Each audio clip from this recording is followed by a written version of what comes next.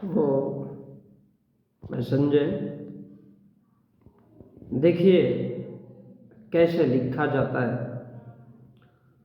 ओम नमो हनुमते महारुद्रावताराय सर्वसंगारणाय सर्वरोगहराय सर्ववशीकरणाय रामदूताय स्वाहा। 3 बार बोलने से, ऐसा अगर आप 3 बार बोलोगे तो शत्रु कभी भी तुम्हारे ऊपर हमला नहीं करेगा, टिकेगा ही नहीं, ऐसा बताया जाता है। कैसा? ओम नमो हनुमते रुद्रावताराय सर्वसंहारणाय सर्वरोगहराय सर्ववशीकरणाय रामदूताय स्वाहा। 3 बार बोलने से।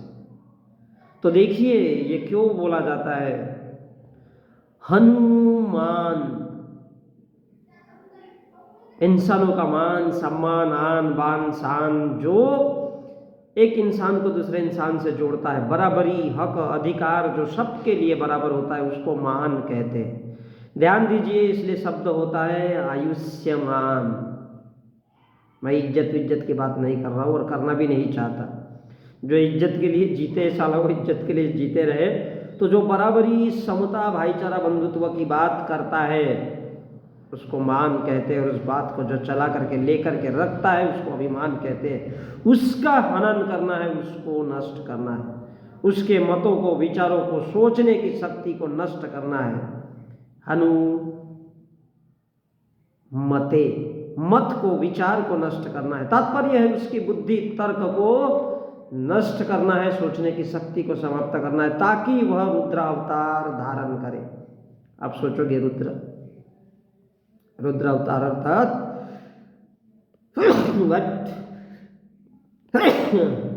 इंसान का मरा हुआ स्वरूप, ताकि वो रुद्र अवतार धारण करे। मुद्रा 100 लाश जिंदा लाश बना रहे। ओम नमो हनुमते रुद्रावताराय। तो जिंदा लाश वाला रुद्र अवतार वाला, मरने वाले इंसान को कभी कोई फर्क पड़ता है क्या? वो इंसान बनाने के लिए उसके मत का कैसा रुद्र अवतार, ताकि साला वो जिंदा लाश बना रहे, पड़ा रहे, इसलिए उसी को रुद्र अवतार कहते हैं। और उसके लिए मत का विचार का उसके हनन करना है, उसको समझाना है, नहीं बाबा, उसको चिढ़ाना है, उसको परेशान करना है,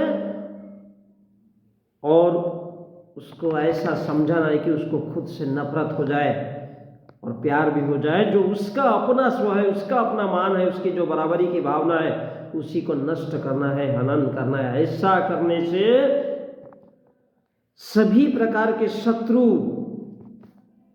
उनका नाश हो जाता है, उनका संहार हो जाता है। उनका नरसंहार करने से ही सभी पर विजय मिलती है। सभी प्रकार के उसके दिमाग के सवाल खत्म हो जाते हैं, उसके रोग, उसकी बीमारियां ही समाप्त हो जाती है, उसकी दुख तकलीफ गम सारे खत्म हो जाते हैं, और वो झकमार करके हमारी बुद्धि का हो जाता है, रुद्र अवतार धारण कर लेता है। जब कोई इंसान रुद्र अवतार धारण कर लेता है, वो सोया हुआ लाश मुर्दा में तब्दील होकर के चलते रहता है। इस प्रकार उसके सभी रोग कष्ट तकलीफें दूर हो जाती है। फिर वो अल्लाह बोलोगे तो अल्लाह का हो जाता है, राम बोलोगे तो राम का नाम लेकर के खुश हो जाता है, और इसी में उसका बीमार मन शरीर डूबा रहता है। इससे सभी प्रकार के शत्रुओं पर विजय प्राप्त होती है, और इसी प्रकार वो राम के दूत हनुमान बने रहते हैं।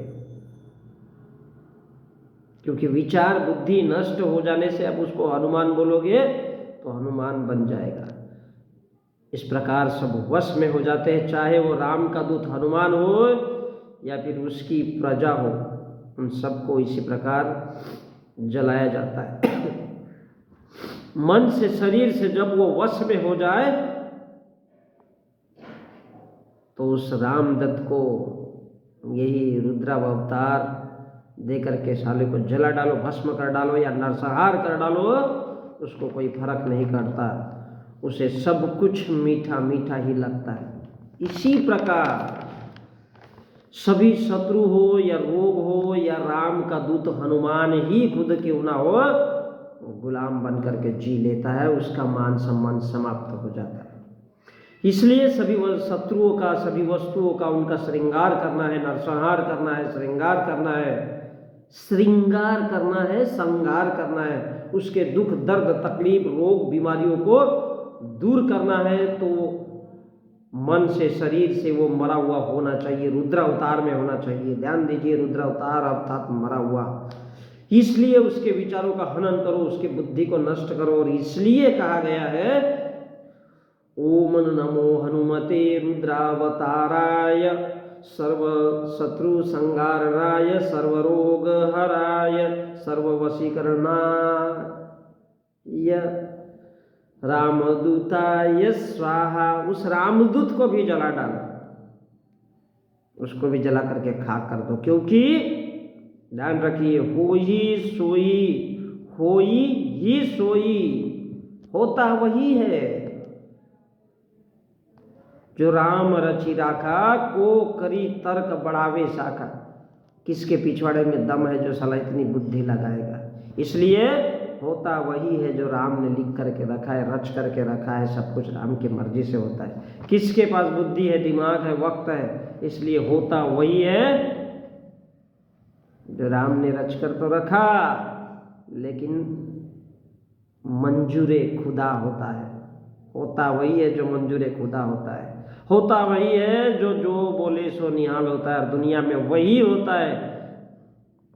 यही तो वजह है कि दुनिया में वही होता है जो राम ने रच करके रखा है, लिख करके रखा है। क्योंकि इतनी बुद्धि दिमाग तो साला वैज्ञानिक भी नहीं लड़ा सकता।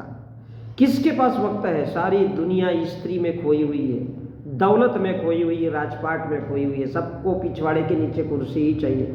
और इसलिए दुनिया में केवल 3 झगड़े बताए जाते हैं। जर जोरू जमीन के झगड़े चलते रहते हैं, जर जोरू जमीन के। किसके पास इतना दिमाग है भाई जो सोचता रहेगा? इसलिए हर औरत और हर इंसान छेद और डंडा ढूंढता है, और हमारे जैसा इंसान साला थोड़ा सा पैसा ढूंढता है। थोड़ा सा, 1,00,000 2,00,000 भी मिल जाए तो बहुत हो जाए, क्योंकि सोचने का वक्त किसी के पास नहीं है। इसलिए होई सोई जो राम रचि राखा, को करी तर्क बढ़ावे शाखा। किसके गांड में दम है, किसके पिछवाड़े में दम है, ऐसा मैं नहीं भाई, यहाँ ये कह रहा है को करी तर्क बढ़ावे शाखा। किसके पिछवाड़े में दम है, किसके माँ ने दूध पिलाया है, जो ये सब सोचता रहेगा।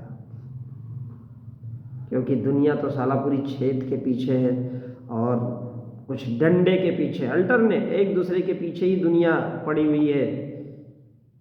लेकिन हमारे जैसा इंसान सिर्फ 2 वक्त के पेट की रोटी के लिए सोचता है, इससे ज़्यादा नहीं।